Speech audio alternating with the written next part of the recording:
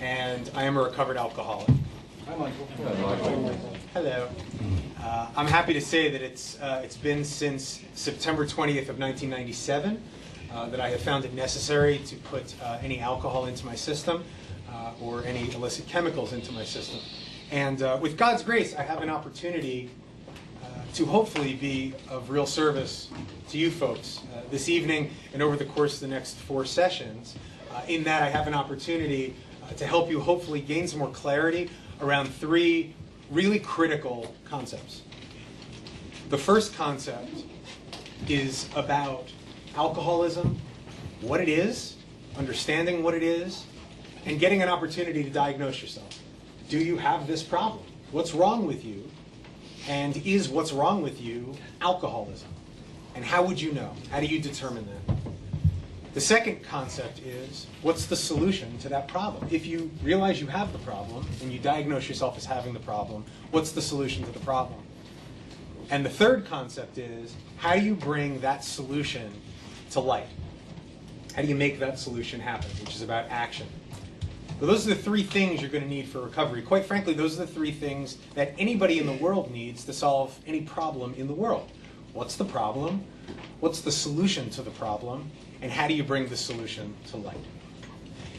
Now, because there's been an unbelievable watering down of our basic message over the course of time that AA has been in existence, which is a little over 70 years, there has leaked into our rooms an immense amount of misinformation around these 3 concepts. What's your problem? What's the solution to your problem? And how do you bring the solution to light? And that misinformation, that erroneous information, considering that we are dealing with life and death when it comes to alcoholism and other kinds of addiction, that erroneous information serves to do more than just be a detriment to you. It may serve to assist in killing you. It's deadly information.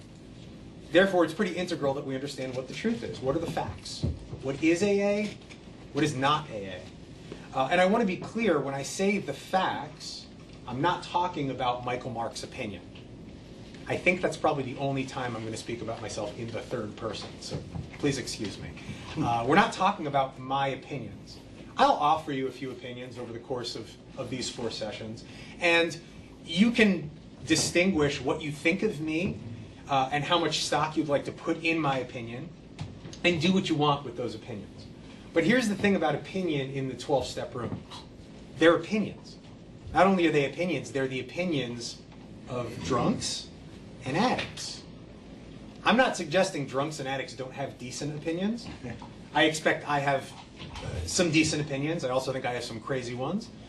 And if you want to know about all my opinions, catch me in the parking lot. We can have a nice conversation.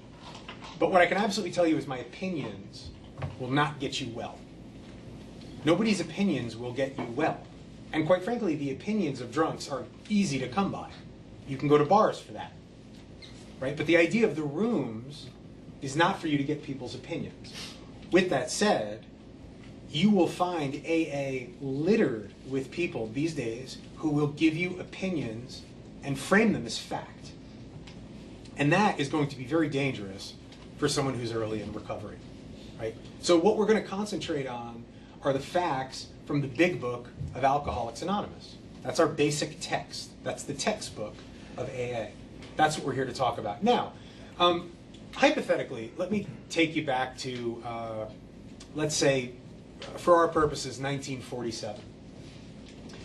You walk into an Alcoholics Anonymous meeting, 1947. You're sick and suffering. You're dying from untreated alcoholism. And you stroll in for the first time. Here's basically what you could have expected to happen. You would have been welcomed upon entering. You would have been embraced upon entering. You would have been introduced to all the members of that respective group. They then would have assigned you a sharing partner. So you would have been linked up with somebody.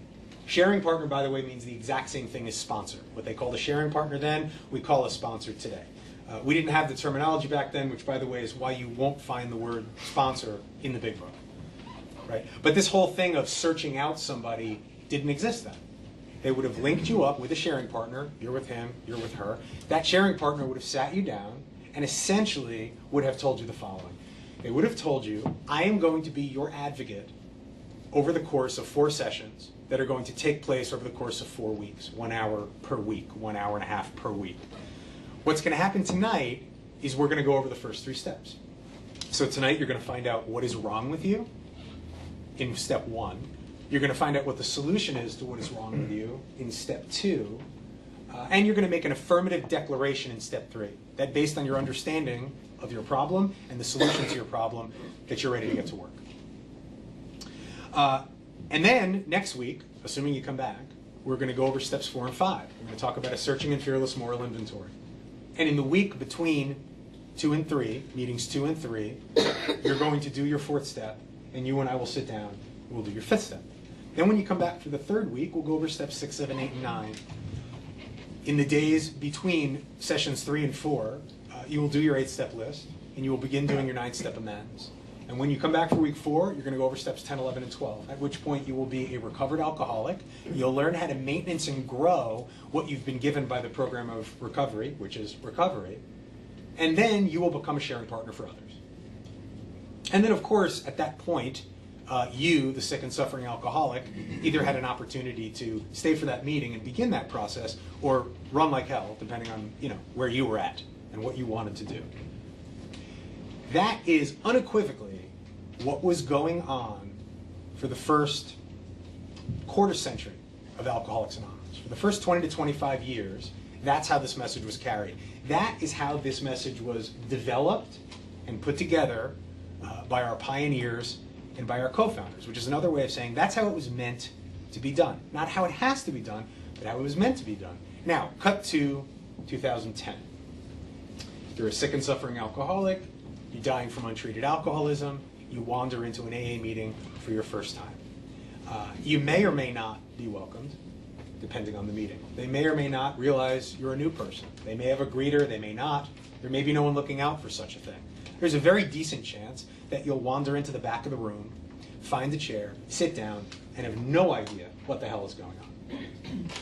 Depending on what kind of meeting it is, and considering that topic and discussion meetings outnumber literature meetings, i.e. big book studies, big book meetings, I think it's like 7 to 1, chances are you'll hear someone's story, which may or may not be interesting to you. Depending on the meeting, they may talk about the 12 steps. You may hear nothing about the 12 steps.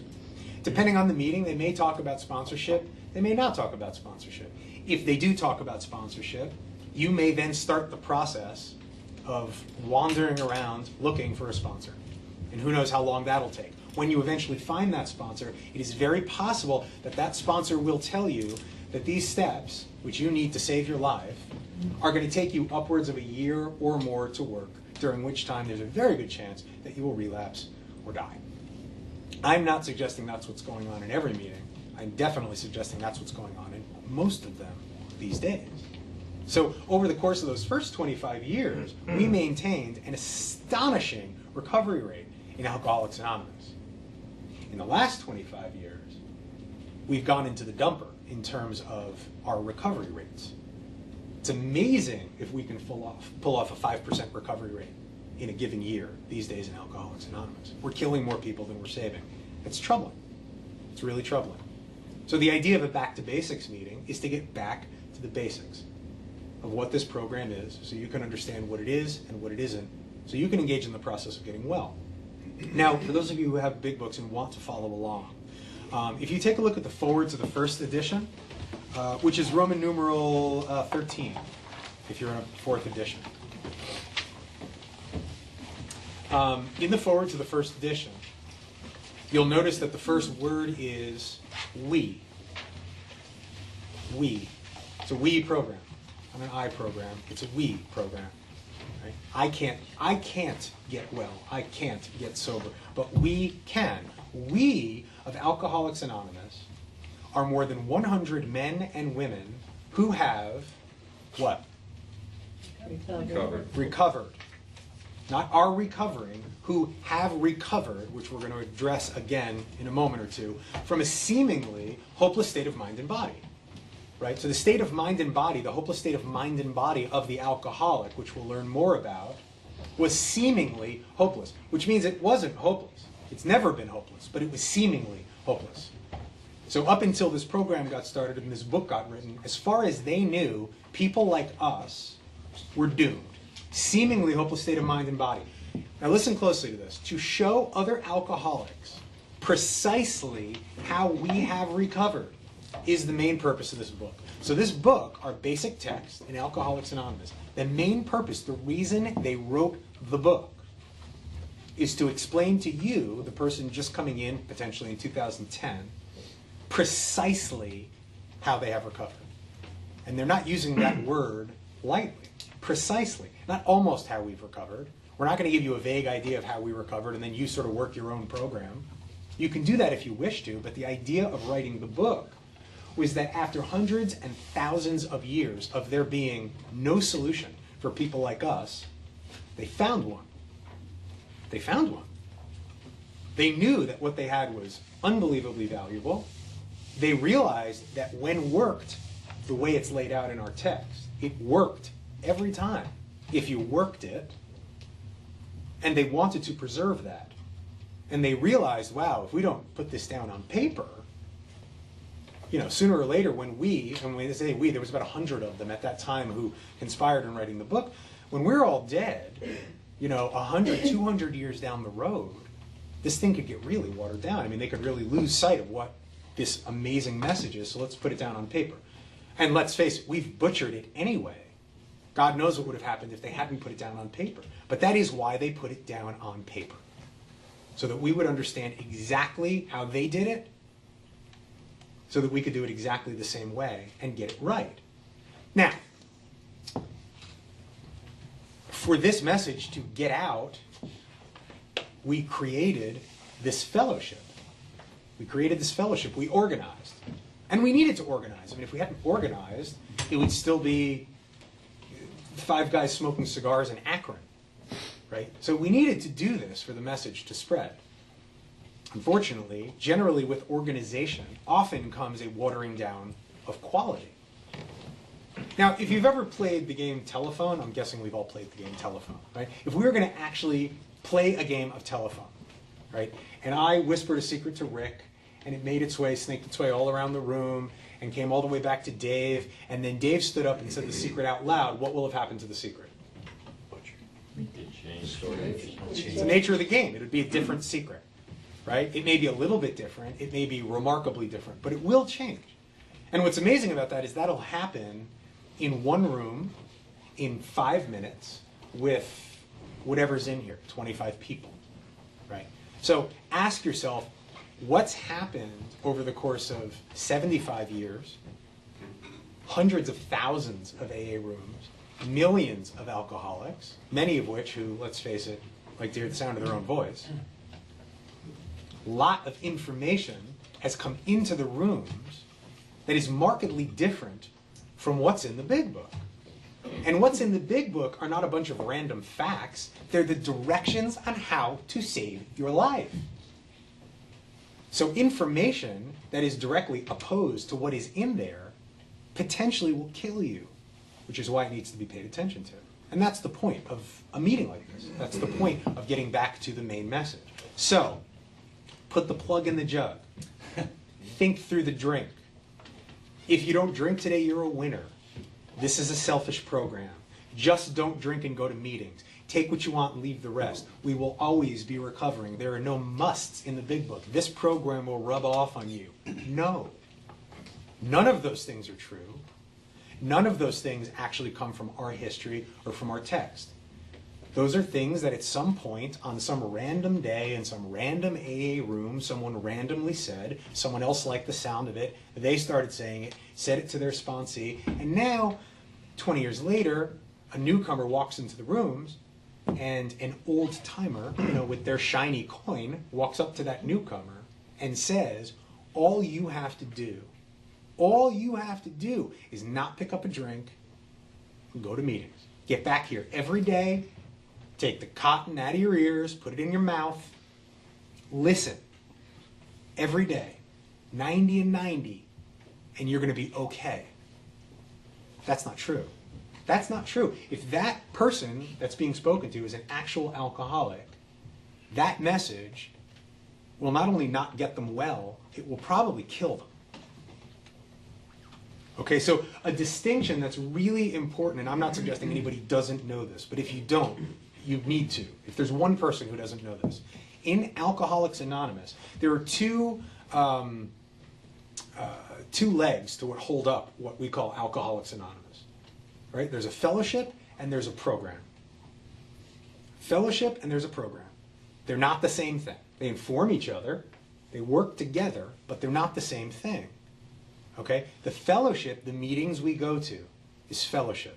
The coffee we drink is fellowship. The nice stories you hear people tell is fellowship. Smoking a cigarette outside the meeting with someone after the meeting, going out for coffee after the meeting is fellowship. 90 meetings in 90 days. Call your sponsor every day. It's all fellowship. I am not crapping on the fellowship. The fellowship's really important.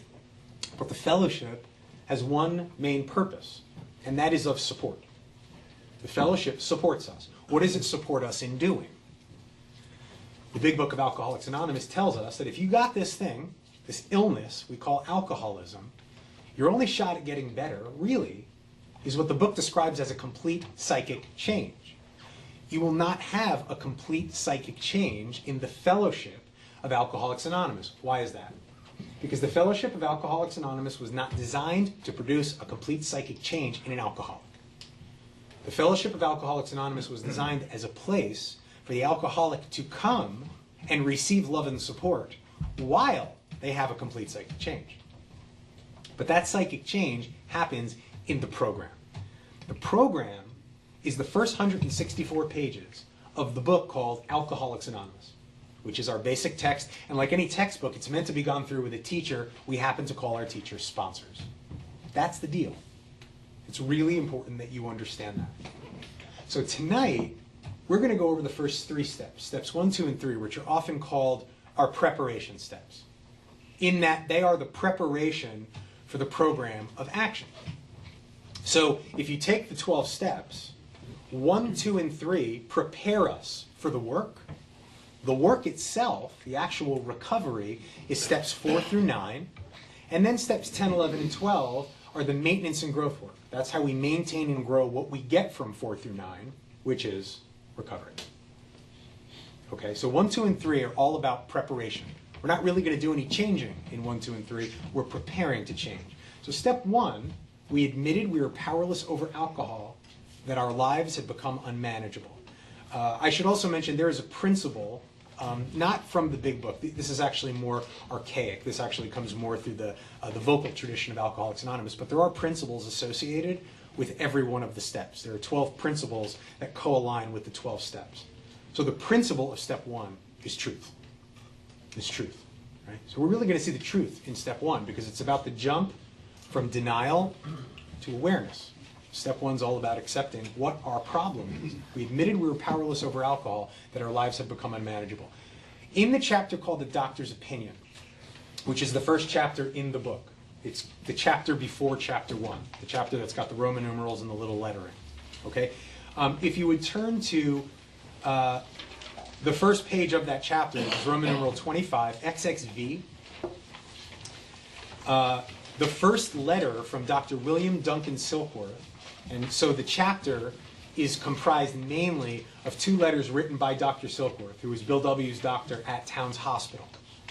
Dr. William Silkworth was one of the foremost experts on alcoholism in the country, if not in the world, at that time. So Dr. Silkworth wrote 2 letters that make up the majority of the doctor's opinion. The first letter from Dr. Silkworth, you'll see there on that page. The third line of that letter, starting with in late 1934, right? The doctor tells us in late 1934, I attended a patient. So Silkworth is talking about Bill Wilson, that's the patient, who, though he had been a competent businessman of good earning capacity, which basically means Bill W. was a manageable alcoholic for a really long time, which is sort of another way of saying he was a remarkable bullshit artist. Very good at what he did. Bill W. kept it going for a long time before he became a completely unmanageable, unemployable drunk trying to kill, actively killing himself. He was a competent businessman of good earning capacity who was an alcoholic of a type I had come to regard as hopeless. Remember, seemingly hopeless case of mind and body, right? So this doctor, Silkworth, who had, by the way, worked with tens of thousands of alcoholics by this time, by the time he's writing these letters, he's basically telling you, look, I've seen a lot of drunks in my time. This cat Wilson, forget about it. He's hopeless. He's a goner.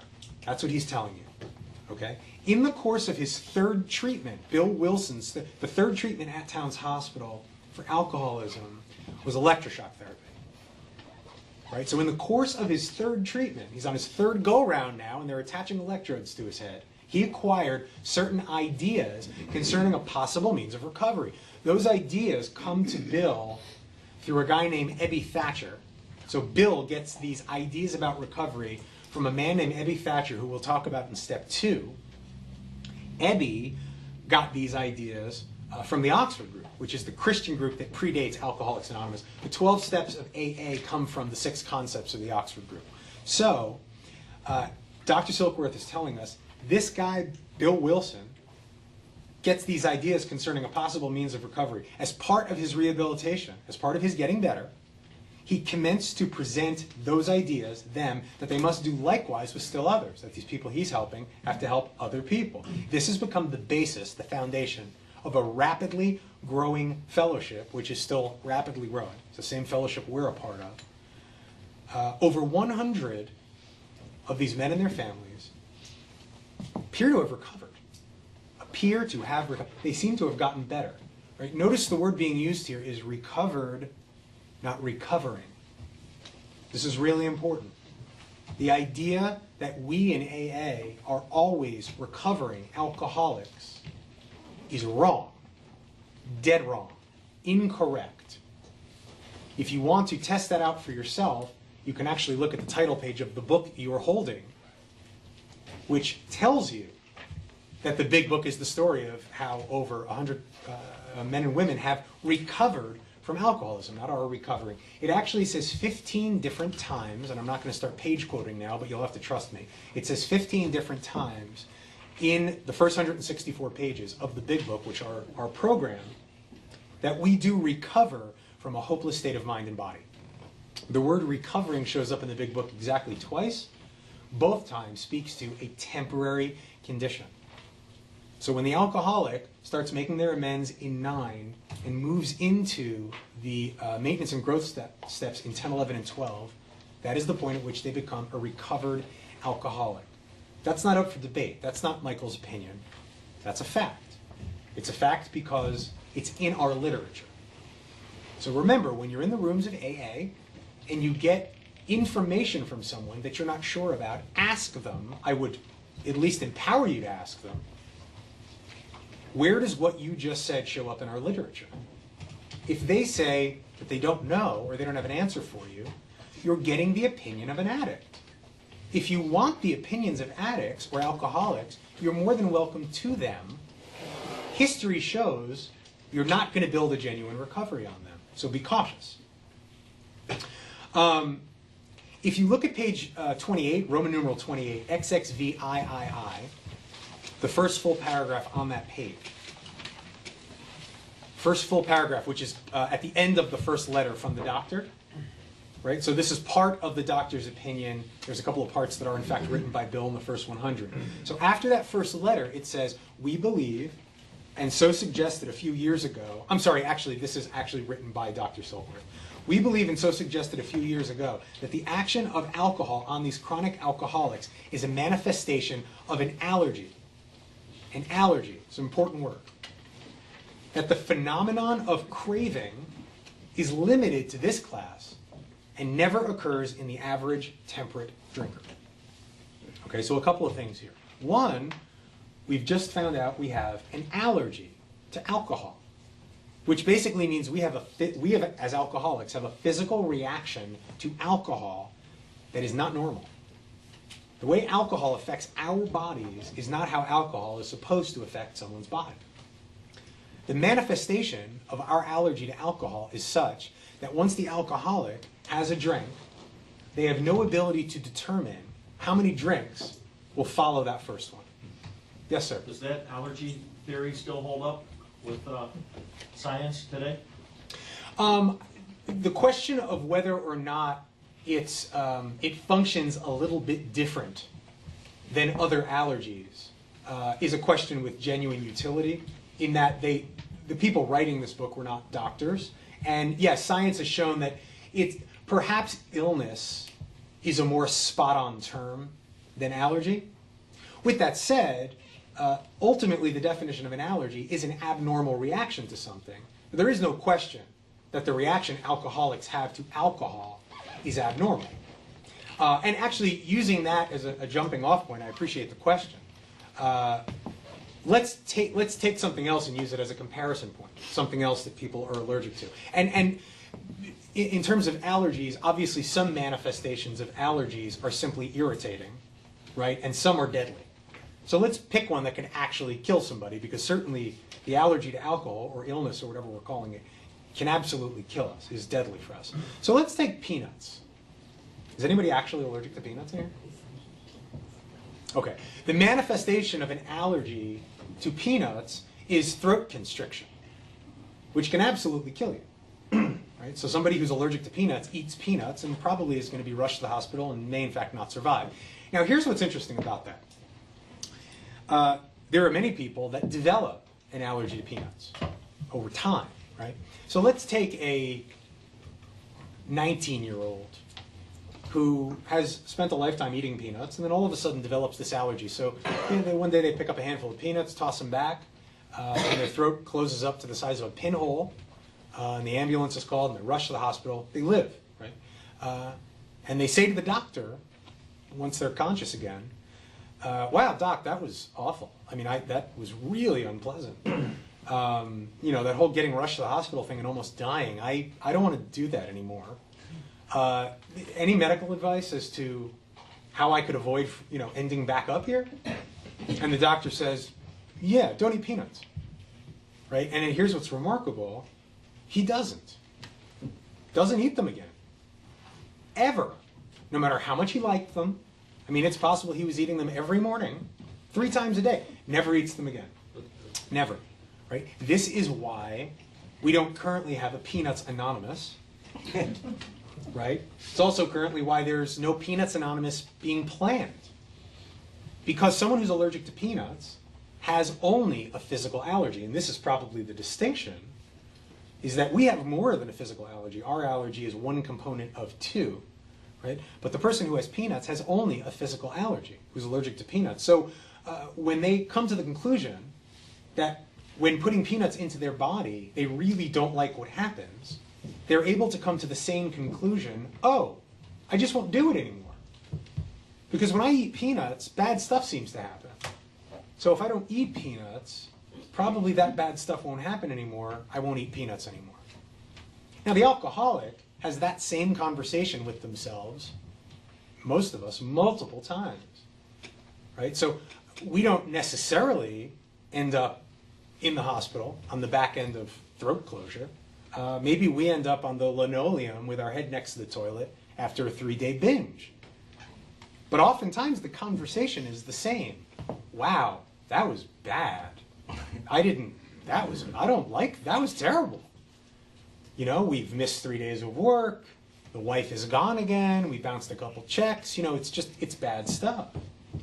And you're laying there on the linoleum thinking to yourself, wow, I can't do this anymore. I don't want this anymore. I bet if I don't drink anymore, this stuff won't happen anymore. And we say, just like the guy in the hospital with the peanuts, I'm done. I'm not going to do this again. And I would offer to you that the alcoholic at that moment means it just as much as the guy in the hospital who says, I'm not going to eat peanuts anymore. But somehow, we're drinking again later that day, or by the end of the weekend, or later that week. But eventually, we pick it up again. So what's the story with that? Is it possible that the allergy to alcohol is more intense than the allergy to peanuts? No. An allergy is an allergy. An abnormal reaction is an abnormal reaction. And the manifestation of an abnormal reaction is the manifestation of an abnormal reaction. So the bottom line for people like us is once we take a drink, We have no ability to determine how many more drinks are going to follow that first one. Might be 2, might be 30, depending on what night you catch us. But we never know which way it's going to go. That's not normal. My wife, Lori, not an alcoholic. There's alcohol in my home. Lori drinks alcohol, right? I've known Lori for 13 years, and there's no reason to believe, as far as I know, that this has ever happened previous to our meeting, that Lori has never, as far as I know, thought to herself, I'm going to have 1 glass of wine, and had 3. I don't know that she's ever thought to herself, okay, I'm going to have 1 shot of vodka with my friends here, and knocked out half a bottle. Never. Why? She's not an alcoholic. Right? What we just read in the literature said, this never occurs, this phenomenon of craving, the phenomenon of craving. That means, so if you're not drinking and you say to yourself, I'm really craving a drink, no, you're not. That's not the phenomenon of craving. To experience the phenomenon of craving, you may be desiring a drink, but that's not the phenomenon of craving. The phenomenon of craving happens once we take a drink. So another way to explain that would be, let's go back to my wife for a moment. Let's say my wife and I, all day long, have been fantasizing about a glass of Merlot. Both of us, for our own reasons, all day long, just thinking like, wow, just a glass of Merlot, right? And when day is done, we sit down on the couch, we pull out 2 nice goblets, and we pour 2 glasses of Merlot. When Lori drinks her glass of Merlot, her desire for Merlot will be satisfied. That's a normal reaction to alcohol, right? She was desiring Merlot, she drank some Merlot, her desire satisfied. When I drink my Merlot, my desire for Merlot will be amplified. That's abnormal. That's the phenomenon of craving. That phenomenon never occurs in the average temperate drinker. That's what the text tells us. Never occurs, not sometimes. So, it doesn't have to happen to you every time. In most cases, it probably won't. So if you're someone that every single time you drank, you went hog wild, fine. But if that only happened to you 40% of the time, that doesn't mean you're not an alcoholic. And a lot of people get this wrong. They come into AA and they say to themselves early on, you know, there were nights where I had 3 drinks and went home. So maybe I'm not an alcoholic. It doesn't work that way. The manifestation of the allergy is we just never know which way it's going to go. It's always Russian roulette. Once I take 1, I don't know what's going to happen. So if I'm on the way back from a meeting and I call Lori and I say, hey, did you make dinner? And she says, I did. It'll be on the table at 7. And I say, okay, terrific. I'm on my way back. I'm going to stop at the pub and have a quick one, and then I'll be home for dinner. If I actually go into the pub and have one, I don't know if I'll be home for dinner. But here's the thing. Might be. I might be. There were nights I was 15 minutes early with flowers. Right? There were other nights where I ended up in Skokie 3 days later and don't know how I got there. I never knew which way it was going to go. That's the physical allergy to alcohol. Now, the answer to that physical allergy seems almost ridiculously simple. Don't do it. A monkey could figure that out. Truly. In fact, my guess is that monkeys have figured that out. I would bet you, if you went into the jungle and found a monkey and started tracking that monkey, following them wherever they went, and at some point that monkey landed on a bush and pulled a berry off a bush and ate it and swallowed it and became violently ill, you could follow that monkey around for the rest of its natural life, and it'll never eat one of those berries again. That monkey just figured out the physical allergy. Somehow we can't do it, in spite of mountains of data that tell us exactly what's going to happen if we drink 1 drink. We somehow go back and do it again. Why? Because we have more than just a physical allergy. There's another component. Now, if you look on Roman numeral 27, XXVII, last full paragraph on that page, it says, men and women drink essentially because they like the effect produced by alcohol. What does that mean? It means it works. That's what it means. It works. Alcohol does what we want it to do pretty much every time we want it to do it. We're not dumb people. That's one thing about addicts and alcoholics. Dumb people can't pull this off. It's too much work. The lying and the hiding and the finagling. You got to have a decent brain to pull off being an addict of any kind for any decent amount of time, right? So I'm not a fool. I drank alcohol the way I drank it because it worked. I mean, the two things I believed throughout my childhood, and I don't know that I could have put them in this words then, but two things I absolutely believed were true for the first decade and a half of my life were, one, that I was broken in a way that no other human being had ever been broken in the history of the world. And two, whatever it was that was wrong with me could not possibly be fixed. When I was 14 years old, someone gave me an aluminum can of liquid, and 14 years of fear went away. And I asked myself what I still believe to be an unbelievably logical, intelligent question. Where's more of this? Where is more of this? How do I get more of it, and how do I never run out of it? Because this is the elixir I've been looking for. If you've been scared for 14 years, and you drink an aluminum can of liquid, and all those fears go away, and you don't look for more, you're really nuts. There's really something wrong with you. I drank because it worked. It silenced the noise in my head. Until it didn't. One day it stopped. Right? That's what alcohol didn't tell me. That sooner or later it would stop working. That's what I didn't know. That's why it's a deal with the devil. Right? Because I'm 14 years old and alcohol puts its arm around me and says, listen, kid, me and you, we're all good. From here on in, it's all good. You're going to be able to live in your skin, talk to girls, feel like one of the people, blah, blah, blah, blah, blah, right? And who wouldn't love that, right? But alcohol didn't tell me there will come a time where I will stop silencing the screams in your head and begin making them louder. I didn't know that was going to happen.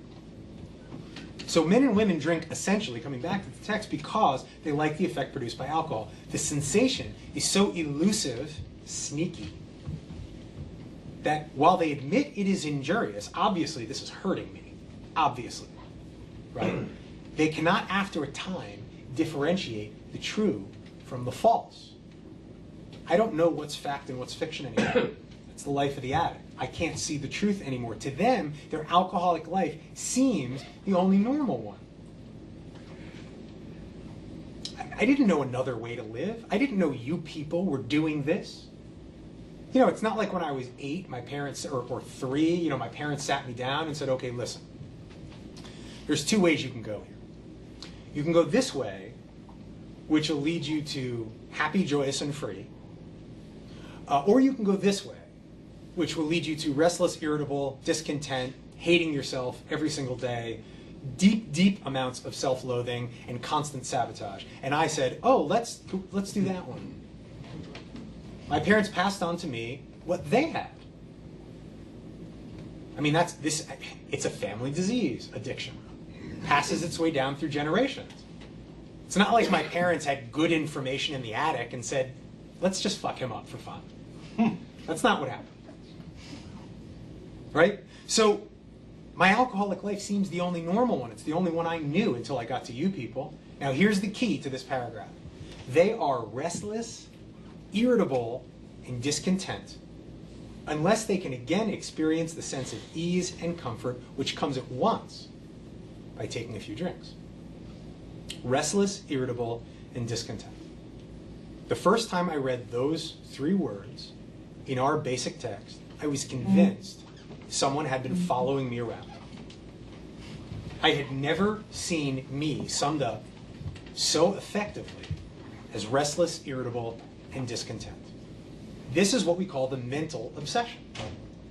The mental obsession, which means that when an alcoholic comes off the binge, isn't drinking anymore, and they come out of the haze, even though they say to themselves, I'm never doing this again,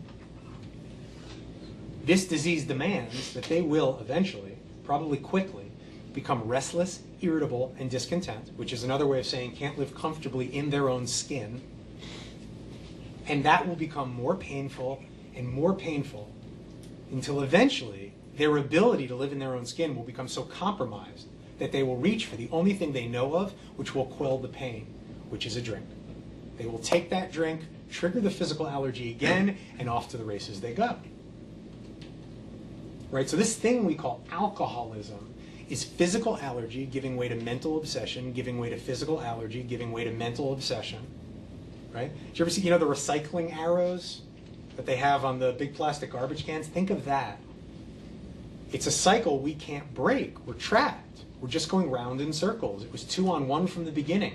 Physical allergy giving way to mental obsession. Different than the guy who's allergic to peanuts. He doesn't have a mental obsession. So when he decides, that's it, I'm not eating peanuts anymore, he doesn't go home and find himself unable to live in his own skin because he doesn't have peanuts. He might miss them, but he'll be able to stay away from them. We can't, because we are trapped in this cycle called alcoholism. So the first step question, right, if you want to know, okay, are there directions for the first step? There's directions for every step.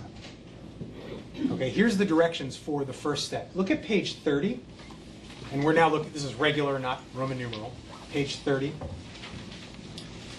Look at the second paragraph on that page, and you will find your directions for the first step.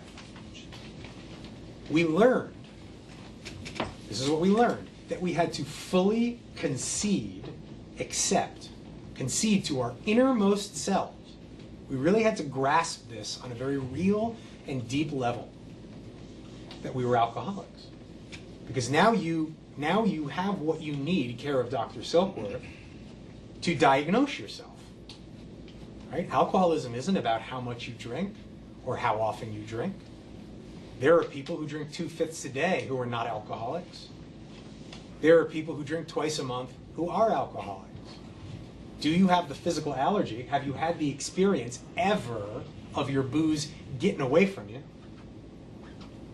And have you had the experience of saying, that's it, no more, but somehow couldn't keep yourself from picking it up again? If you can say yes to those two things, you're probably an alcoholic. We needed to concede to our innermost selves that we were alcoholic. That's the first step. This is the first step in recovery. The delusion, remember, we have trouble differentiating the true from the false. The delusion that we are like other people, or presently maybe might ever become like other people, has to be, what? Smashed. That's a big word. Right? It doesn't say that delusion needs to be, put aside, or placed on the shelf, or considered carefully. That delusion has to be smashed. You have got to wave the white flag with fervor to do the first step. And quite frankly, if you or anybody you know has ever come in and then gone back out and drank again, that's a first step issue. It's the only way to go back out is on the first step. Because if you go back out, looking for power. You've lost the sight that you're powerless. That's what the first step is about. I am powerless. Left to my own power, I have no shot. There's no way for me to do this alone. Okay? Based on that data, based on that information, how many people in here can concede to their innermost selves that they qualify? Okay. So if you just raised your hand, you've just done the first step. You're now on step 2. Let me be clear. That's not my opinion. That's right out of our text. Has anybody in here ever been told that the rate at which they go through the 12 steps is determined by their sponsor? Hands? Okay. Wrong. Not a little wrong, not maybe wrong, dead wrong. The rate at which you go through the steps is not determined by your sponsor. That is an abuse of power. The book is absolutely clear about the rate at which you go through the steps. When is it time to do step 2?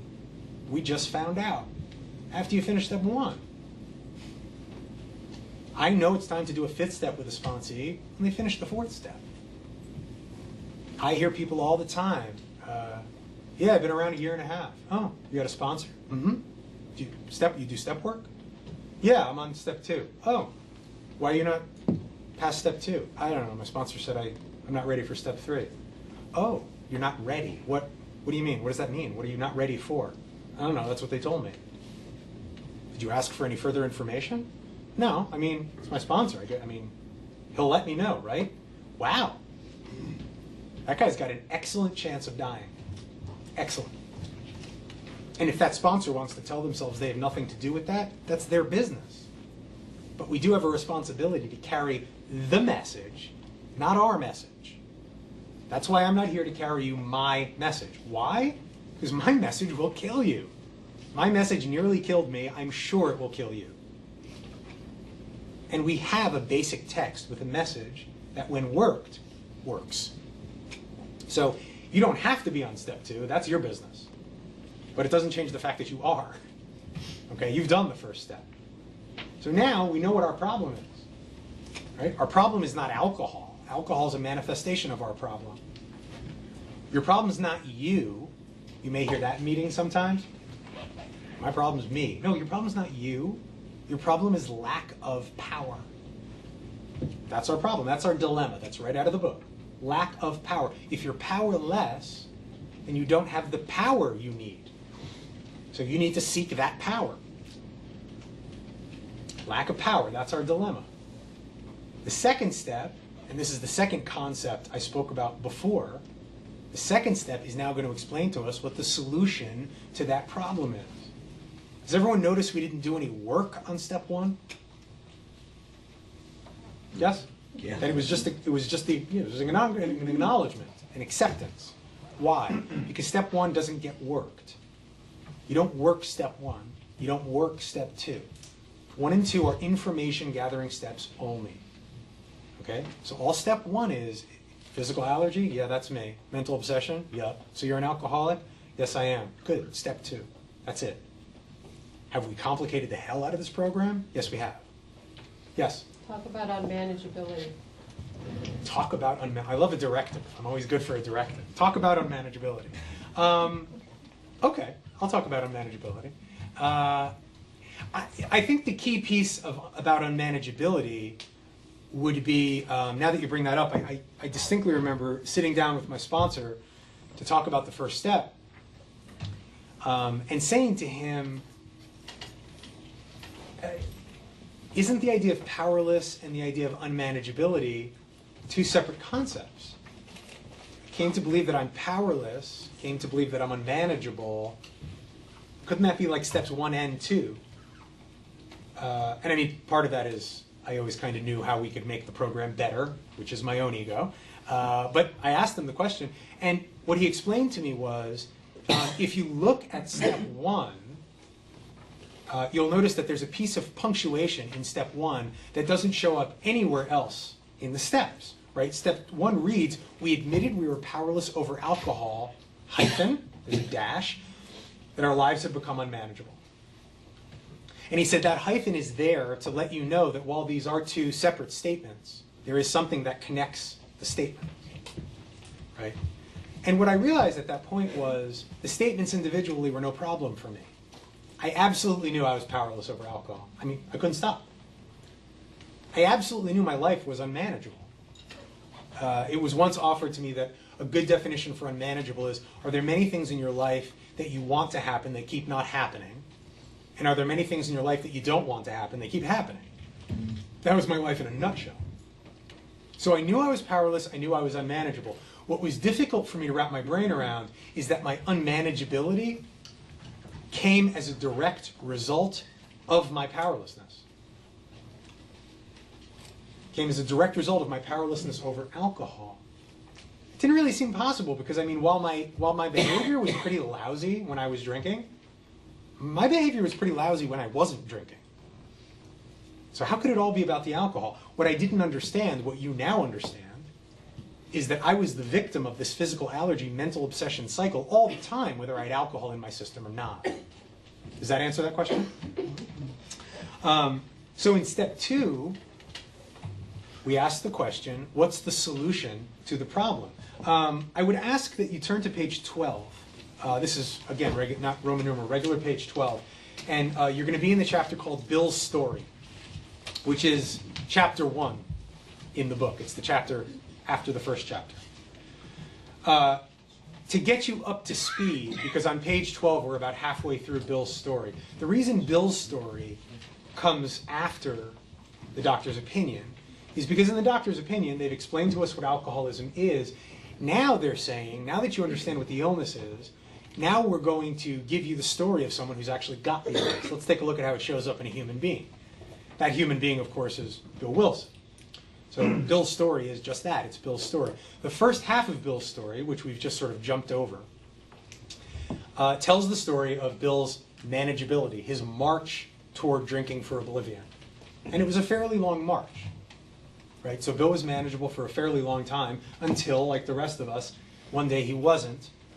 And at one point, Bill eventually starts drinking for oblivion, and he's now a hopeless, as Dr. Silkworth called him, unmanageable, unemployable, drunk, drinking round the clock, living in his bathrobe, essentially. One day, Bill gets a call from Ebby Thatcher, who I mentioned before. Ebby was a childhood friend of Bill's wife, Lois, but was also a longtime drinking partner of Bill's.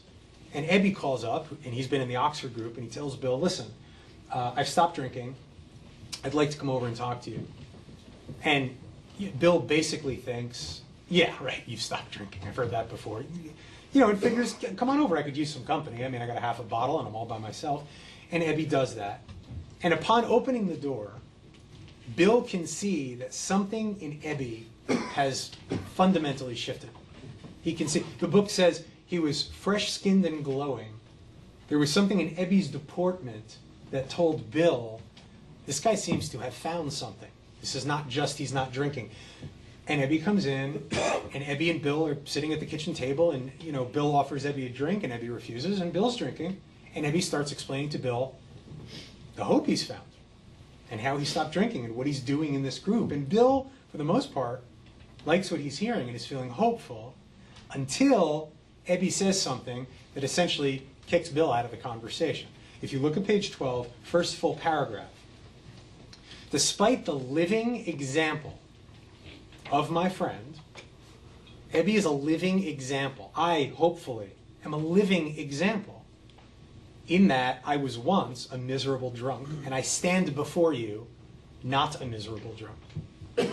Right? So despite the living example of my friend, there remained in me the vestiges, the shreds, the tatters of my old prejudice. The word God, it's a big one, still aroused a certain antipathy. He didn't like the idea of God. Bill was not an atheist, as we understand. He was something closer to a brand of agnostic. When the thought was expressed to me that there might be a God personal to me, the feeling was intensified. My own personal prejudice was intensified. I didn't like that idea. I could go for such conceptions, and this is him being an agnostic, really. I mean, the idea of a personal God didn't work for Bill. He grew up a Christian and had rebelled against that. The idea of a creative intelligence, a universal mind, a spirit of nature, any of those are plenty to do the second step, but he didn't know that yet. He resisted a thought of a czar of the heavens, right? God being this sort of majestical being on a throne with the staff and the beard and the whole thing. He rejected that thought. He said, I've since talked to scores of men who felt the same way. So two things. One, Ebby's talking to Bill. Bill likes what he's hearing. Ebby says God, and Bill goes, okay, check please. That's it. You don't want to listen anymore. He's also saying, I've since talked with scores of men who felt the same way. So they're saying it's not unusual for someone to come into AA and struggle with the whole God thing. It's actually very common. Okay, what then happens? Well, Ebby then presents Bill with a rather revolutionary proposition. Look at the next paragraph. My friend suggested what then seemed a novel idea. He said, and now you're going to notice the squiggly writing, right? The italics, which they use very sparingly in this book. Why don't you choose your own conception of God? Why don't you choose your own conception of God? Interestingly, in the paragraph before that, Bill told you about some conceptions of God that would have been okay with him. He just didn't realize that they were appropriate and fine. Universal mind, creative intelligence, spirit of nature. Doesn't matter what your conception of God is. But when Ebby says that to him, he gets it. Look at the next paragraph. That statement hit me hard. It melted the icy intellectual mountain. So there was this mountain of ice, he's saying, between Bill and the sunlight of the Spirit. This icy intellectual mountain in whose shadow I had lived and shivered many years. I had built an intellectual mountain that had stood in the way of me seeing the truth for many years. And when he said, choose your own conception of God, the mountain melted, and Bill got it. Bill got it. That his conception of a higher power was already more than he needed, not just enough, more than he needed. Why? Look at the next paragraph. Because, and here's some more italics, because it was only a matter of being what? What's the word? Willing to believe in a power greater than myself. Nothing more was required of me to make my beginning. So the second step question is it possible, is there a chance that there is some power greater than you, some energy, some creative intelligence, force in this universe? Is it possible that there's a creative force in this universe more powerful than you and your thoughts and your problems? Is that possible? And if you can say, if anybody can say, yeah, anything's possible, that's your second step. That's all there is to the second step. Again, that doesn't have to be all there is to the second step for you. You can make this more complicated if you want to, but you certainly don't have to. The idea that to do the second step, you need to know who or what your higher power is, crazy. If you do know who your higher power is, fine. You know, if since you were a little person, Jesus Christ has been your Lord and Savior, and that totally works for you, that's extra credit. I mean, that's going to probably make your road a lot easier. But that's not a lot of people's experience. Question? Real quick, what's your interpretation of the notion about the rooms as a higher power? I mean, anything's okay, or the question is, what's my notion of the idea of the rooms as the higher power? Again, the experience, strength, and hope of this alcoholic, what I would say is the question of whether there might be a power greater than yourself. If the best way that you can wrap your brain around the idea that that power is manifesting in what's happening in here, that the idea of when all these individual drunks come together in a room, that something seems to happen that is more powerful than any of those individuals, that something happens within the group that is a manifestation of a higher power, that's more than adequate as far as I'm concerned. In fact, you'll often hear the idea that GOD stands for group of drunks, right? Absolutely. It's more than enough as far as I'm concerned, right? So the idea is not to overcomplicate this. All you need is some concept of a higher power, and also to be cautious to not get spirituality and religion all tied up in a ball. Because we're not talking about religion in here. We're not anti-religion. We're just not a religion. So you can practice a religion as a part of your spirituality, but what's going on in here is not religion. Very important. Okay? So here's your second step for those of you who are interested in doing one. If you'd like to do a second step, when I ask the first question, how many of you qualify as alcoholic?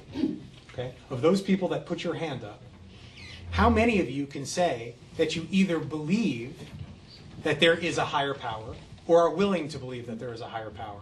How many? Okay. So for those of you who have raised your hand twice, you're on step 3. Make no mistake about it. You now know what's wrong with you, and you know the solution to what is wrong with you. Mm-hmm. So you know that your problem is lack of power, that that's your dilemma, and you know that the solution to your dilemma is a power greater than human power, right? So now, based on your understanding of the problem and your understanding of the solution, we're now going to look at step 3. The third step is a declaration. That's all it is, an affirmative declaration. And a declaration is just something you say out loud. Okay? So we're going to look at what that declaration is. Before we do that, Let's take a look at page 62. Now, the third step reads, specifically, before we get to 62, but you can turn there now, that we make a decision to turn our will and our lives over to the care of God as we understood him. Made a decision, right? Notice it doesn't say turns our will and our lives over to God. Is anybody in here under the impression that that's what the third step is? Figuring out how to turn your will and life over to God? Or has anybody ever been told that? Okay, it's not. Made a decision. Think about it this way. Two birds are sitting on a branch. One of those birds makes a decision to fly away. How many birds are left? Two. Because I said the bird made a decision to fly away, not it flew away. Those are two separate things. All that's happening in the third step is we're making a decision to turn our will and our lives over to God. The actual turning over happens in 4 through 12. Right? All we're doing in 3 is making a decision. We make that decision by making an affirmative declaration. Okay? And the principle of the third step is faith. I realize I didn't actually say the principle of the second step is hope.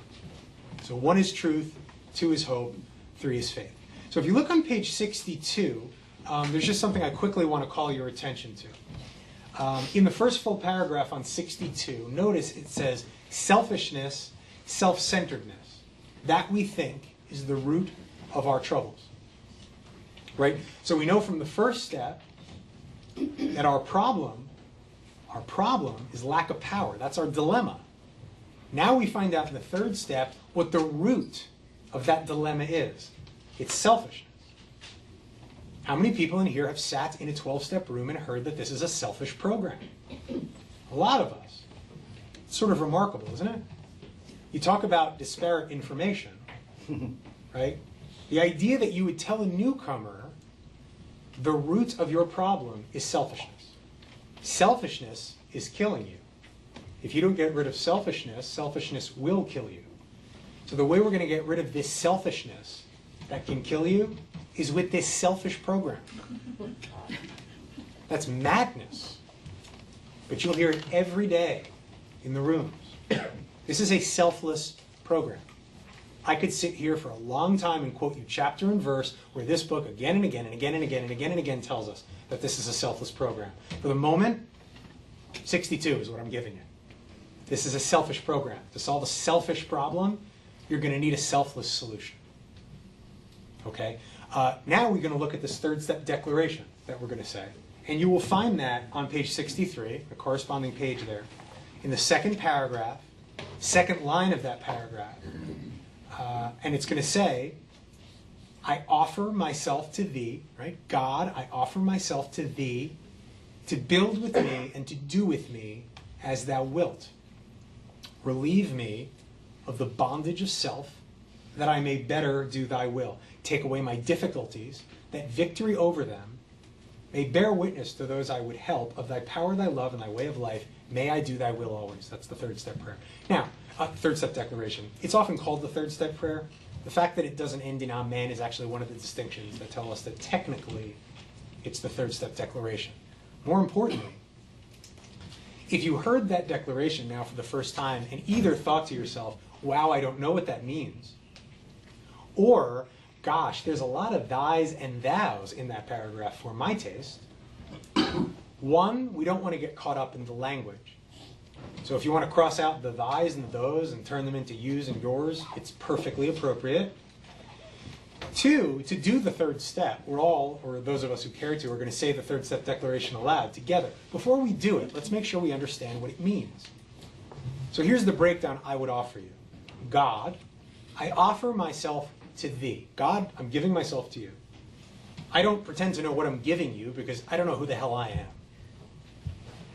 And I don't really know who you are. I don't even know if you're there. But if you are, take the reins for a while. Let's face it, what's the risk? You probably couldn't manage my life worse than I have. So if you're there, take over for a bit. To build with me and do with me as thou wilt. Whatever you put me here for, show me. Because I am lost. I am without direction. Right? Relieve me of the bondage of self. Bondage, to be a prisoner.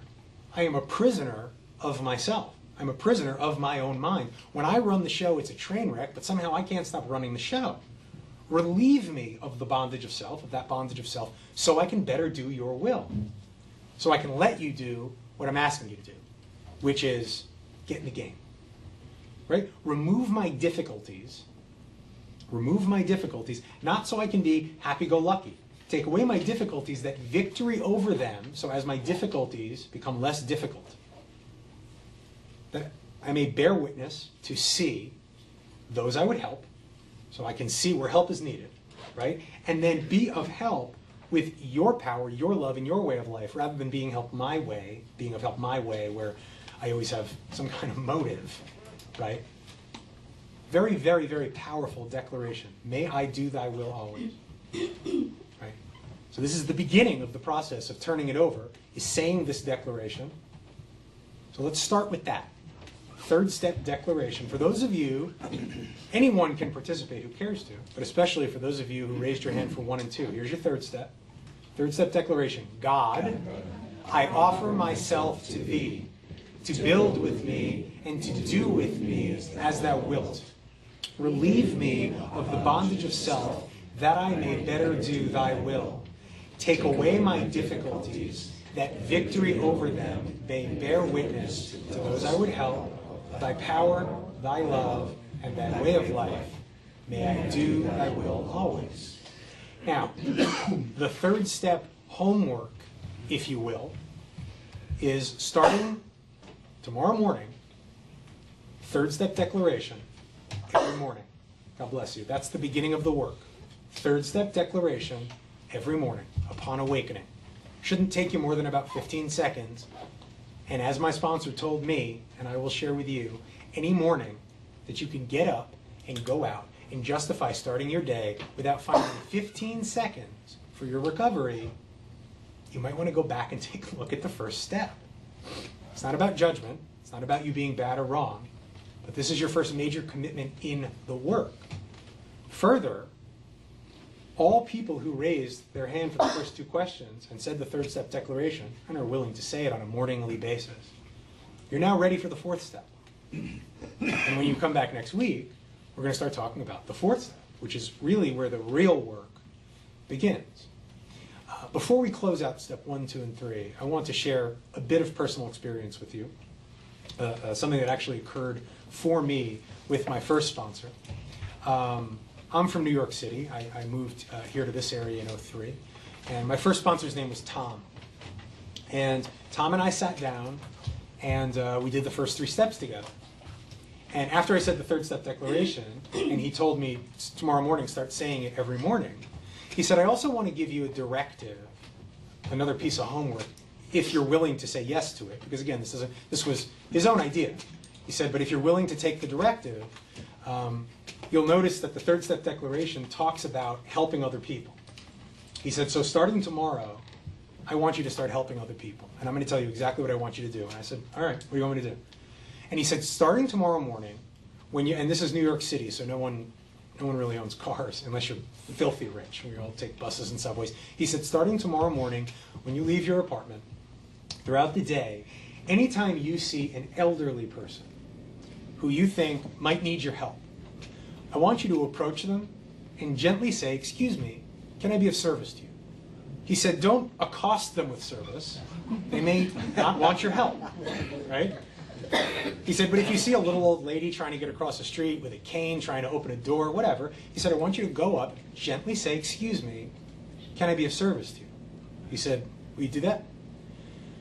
And I said, yeah, Tom, I'll do it. But, you know, I got to tell you, I've been living in the city a long time. I never really see old people who need my help. And he said to me, well, then that'll be simple. You'll have nothing to do. He said, that's fine. He said, just get up in the morning, say your declaration, go out about your day, and if you see an elderly person who does need your help, you'll go up and say, excuse me, can I be of service to you? Will you do that? I said, yeah, all right, I'm in. The next morning I got up, said my declaration, walked outside. They were everywhere. Everywhere. I mean, it was as if they had been sort of crouched down in a parking lot waiting for this morning Do you know? And when I tell you, I helped old people all day long. I mean, all day long. It was remarkable. At the end of the day, in addition to feeling really full and whole in a way that I hadn't before, I remember thinking to myself, you know, these old folks could not possibly have just shown up this morning. They must have been around. Somehow I didn't have eyes to see them. And I really got at that point that that's recovery. That's what happens in recovery. You becoming recovered doesn't change the world. It just changes your seeing, like a quarter turn to the left, and everything begins to shift and change. You know, it was once offered to me that if you could take all the information, all the knowledge known to man, and apply it to a pie graph, that one little slice of the pie would be what you know, right? And that one more little slice of the pie, about the same size, a sliver, would be what you know you don't know. Yeah? There's a lot of stuff we know we don't know. The rest of the pie is stuff that you don't know you don't know. Does everyone dig that? Stuff you don't know that you don't know. Recovery is all about opening up to the stuff you don't know you don't know. That is why that if you're new and you have some narrative in your mind about what it means that you're here or where this journey will take you, you are 100% wrong. Trust me on this. Not because you're not smart, not because you're not competent, but because this journey will be about the stuff you don't know you don't know. That's why we say things like, don't leave 5 minutes before the miracle happens. So, we're going to close with that for this evening. The next session will be steps 4 and 5. I hope you'll join us for that.